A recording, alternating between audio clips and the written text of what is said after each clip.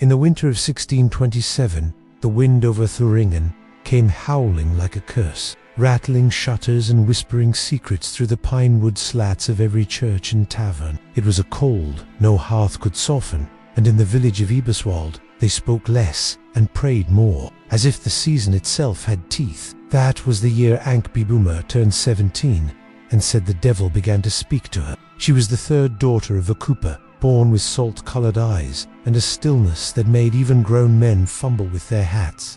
She did not smile often. She fed the goats without complaint, and when her mother took sick in October, Hank nursed her through each rasping breath without shedding a single tear. She had struck him with a pail and run home, breathless and red with shame.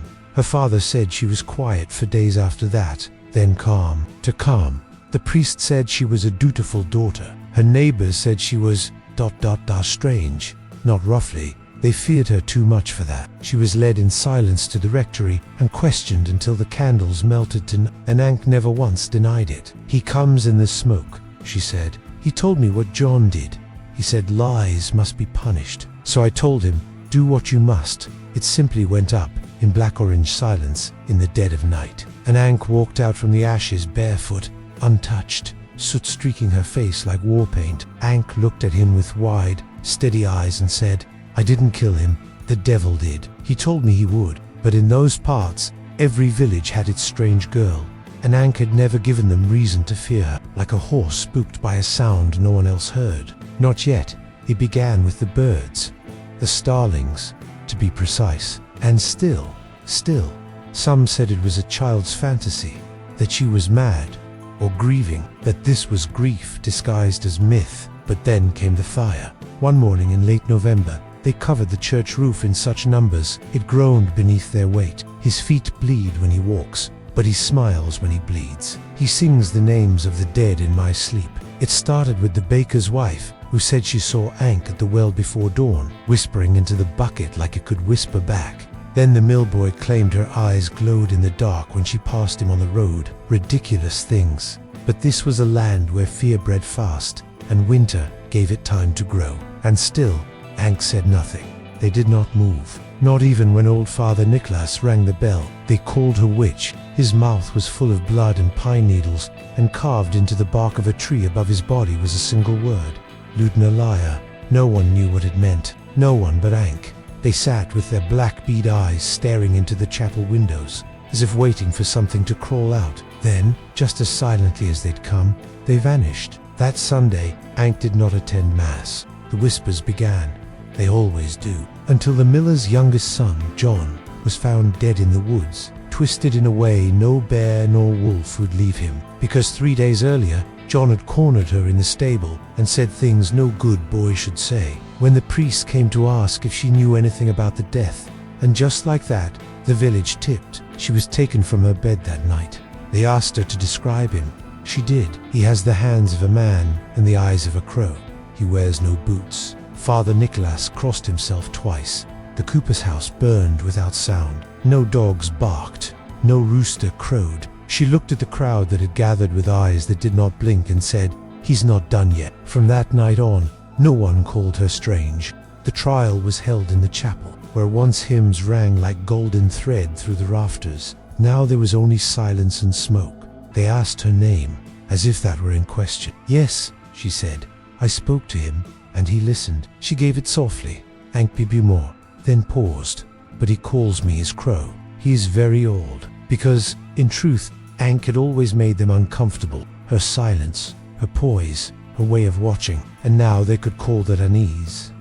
Holy, it split down the middle, charred and steaming in the rain. What had seemed a routine case now felt like something else. This was no madwoman frothing at the mouth. She was too calm, too still, and things were ... happening. Quiet things, shadows in the rafters, dreams no one would confess. Father Nicholas had begun to weep in his sleep. The midwife's milk spoiled overnight. The mill wheel stopped for no reason, and the rats left town. Charcoal scribbles on the floorboards beneath where her bed had once stood. Not because she tried to run, she didn't tea, but because the magistrates said it made the villagers feel safer. The blacksmith came to forge manacles, hands trembling so hard he burned himself twice. She wore them like bracelets. When they asked her if she repented, She smiled for the first time. A thin, crooked thing. Of what? She asked. Strange loops and symbols that no one could translate. But when the priest touched them, his hand shook for an hour. The ravens had never come before, but now there were dozens, their cries like rusty hinges. She's speaking to them, the girl said. In words, I don't know. The next morning, a sheep was found dead in the rectory garden. Its mouth foamed, its eyes missing. A sign, they said, a warning, or a promise. They could point to the girl in the pew and say, his boots were found at the edge of the woods, facing backward. His eyes were in his mouth. That was when the villagers begged for mercy. Not for Ankh, for themselves. They packed the chapel with candles and crucifix. They poured holy water over the steps. And Ankh, she simply hummed. That's where the rot is. How comforting it is to name the evil, to give it a face, a voice, a trial. He does not like lies. The pews were packed, not with the faithful, but with the frightened. Farmers who clutched their caps in trembling hands, midwives who dared not speak aloud, and children old enough to listen but not understand. All eyes were on Ankh, seated at the altar where the crucifix once hung. They'd taken it down, said it began to tilt when she was brought inside. They asked if she had made a pact in blood. She said no. He didn't need her blood, only her consent. He asks, and you must say yes, she whispered. It's the polite thing. 3 magistrates arrived from Erfurt, wearing wool cloaks and thin smiles. They asked for parchment. They asked for ink. They tried not to look at each other. One asked if she knew what she was being accused of. He, the magistrate asked. The devil. The villagers watched with held breath. Some were white with horror. Others flushed with something darker. Satisfaction. The questioning dragged on for days. They asked if she had danced with him in the woods. She said she had not. On the 3rd night, lightning struck the old oak on the hill where the village boys played. The magistrates were growing nervous. They asked Ankh why the devil chose her. She blinked once. Because I listened. You mean you obeyed? No, I listened. That's all he wants. By the end of the week, they found her writings in the ashes of her father's house. They chained her. The baker's daughter claimed she saw Ankh whispering to the ravens outside her window. On the 7th night, the magistrate in the red cloak vanished. She's calling him back. Someone whispered, no. Another said, he never left. The bishop from Mainz arrived, cloaked in violet wool and Catholic certainty. He brought relics, incense, and fear polished into discipline. His jaw was sharp. His eyes were dull. He did not ask Ankh questions. He simply observed, and when he saw her in chains, still as frost beneath cathedral glass, he whispered only, she is marked. No hidden wound beneath the hairline, only skin, pale, smooth, This, the bishop said, was proof of her corruption. He hides his mark in the soles of his favorites. He ordered her feet burned with hot irons. When she did not scream, they wept in terror. A beast would cry, said one, but not her. Bound hand and foot and cast into the pond behind the chapel. The same pond the villagers once called St. Bridget's mirror. If she floated, she was guilty. She was drowned. She was innocent. A kindness, they said. A mercy. Didn't flinch as they led her to the edge. But just before they pushed her in, she looked up at the sky, cloudless, blue, and said, he will come with the snow. By then, the village was sick, not with plague, not with pox, but with the kind of dread that sours milk and rots the mind. Her hair had been cut, not out of cruelty, but because it wouldn't stop growing. The monks said they found clumps of it in the chalices. One boy said he saw a strand crawling up the chapel wall like ivy. The water rippled, not gasping. Juice, ... floating. Not in the town square. No, that would be too risky. But in the old orchard, the one where nothing grew, where even crows refused to land. It is fitting, said the bishop. She'll go to ash, where only ash has ever been, as though the water could not swallow her, as though she belonged to nothing this world could bury. The villagers held their breath. Then, slowly, she rose. Children would not speak her name. Mothers tucked Bibles into the bread ovens. Even the dogs howled through the night, then lay quiet at dawn as if dreaming something that made them forget how to bark. The bishop declared a formal inquisition. He gathered all who had seen her smile, heard her murmur, touched her shadow, and forced them to speak. One man confessed to dreaming of a woman with no face, who climbed into his bed and wept tears that turned to moths. A girl said she had heard a babyish cry in her womb, though she had never known a man. Horses foamed at the mouth, and kicked open stable doors to flee into the marsh. They doubled the guards. They recited psalms until their throats bled. And Ankh? She sang lullabies in a language no one knew. One child drew pictures in blood on the walls, laughing until her teeth bled. The baker's wheat turned black. A hen laid an egg with teeth inside. And still, Ankh said nothing more than, "He is near. You've already invited him in." Another whispered that when she looked at Ankh's eyes, she saw her own death reflected. "She watches the future." The woman sobbed, "And the future is fire." They scoured her body for marks, those supposed kisses of the devil, but they found none. No burn, no mole. Each night the dreams worsened. Wives strangled themselves with bed. On the 14th night, the bells rang themselves. No hand touched them. No rope was pulled. They simply tolled at midnight, 7 times. The blacksmith said that was the devil's hour, not 12. Never 12. That's for men, but 7. 7's for him. So the bishop gave the order. She would be tried by ordeal, not in the fire. No, fire was too pure. She would be submerged. They brought her at dawn, wrapped in rags, bones sharp under skin. The pond was still black as pitch and full of frogs that hadn't croaked in days. She didn't resist as they tied her limbs. Then they dropped her. For 7 minutes, nothing moved. Not thrashing. "She floats," someone whispered. "She is his," said the bishop. And the sentence was passed. Execution by fire, 3 nights hence. They took her back to her cell. Not Latin, not German. Something older, something hungry.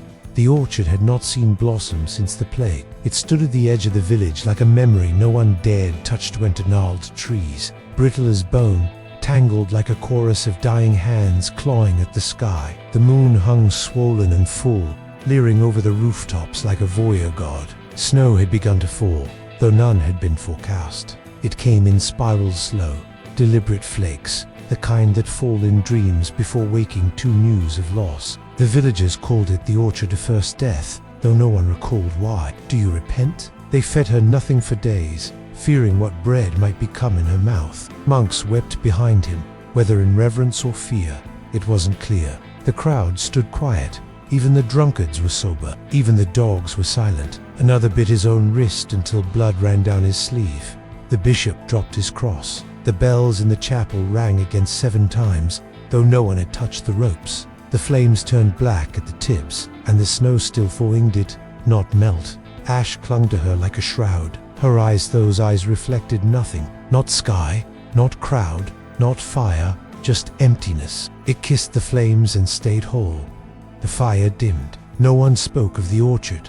The old church was left to rot. The bells never rang again, flickered, and if they follow it, they find the orchard. And if they enter it, they do not return. The records say only, one girl, burned for suspicion, died. Yet when she was led barefoot through the frost, she did not stumble. She walked like a bride, or a queen, or something ancient that had waited far too long to be seen. Even the children didn't play near it, and when the wind passed through its branches, it made the sound of breathing. 3 nights after Ankh floated, the village gathered beneath the canopy of those dead limbs. No torches were needed. They built the stake from old chapel pews. They bound her hands with threads of saint-blessed wool. The bishop read aloud from scripture, his voice trembling beneath its own authority. Psalms broke like icicles in his throat, but to something listening. The doors opened now. He spoke, and you listened. Long before I ever did, his eyes had turned white, and he would never speak again. Not dead gone, doors left open, fire still lit, beds still warm, just vanished. The woods would not echo their names. Then came the question. Wood screamed, smoke twisted, and sparks raced like fireflies into the trees. But Ankh did not. Not a sound, not a cry. Her mouth opened once but only to breathe, as if inhaling what others would use to burn her. It was tradition, one last chance for the soul. "Do you confess to consorting with the devil?" the bishop asked, his voice a reed in the wind. Ankh looked out over the face, familiar, trembling, scarred by belief, and said only, "They lit the fire. At first, it hissed, then it roared. The crowd shifted. Some turned away, some knelt. One child laughed. Then the wind changed. It blew inward, toward the fire, not away." Ankh stood unburnt. Chains turned to dust around her ankles. Someone screamed, someone ran, but most just stood there. She walked from the pyre like stepping off a church altar. No one stopped her, no one dared. And when she reached the edge of the orchard, she whispered, "Not to them, not to anyone." The snow thickened. They found the bishop the next morning, kneeling in the chapel, his hands blistered as if burned from within. Within a week, half the village was gone. Within a month, a new village rose 4 miles away, across the river. But sometimes, when the wind turns and the snow falls out of season, travelers hear lullabies on the airsoft, in a tongue no mother sings. As for Ank, her name was erased from the village book. But the trees remember. They bloom now, once a year, white blossoms, blood at the roots, and beneath the bark of every branch, if you peel it just right, you'll find a single sentence, etched into the grain like a vow. She told the truth.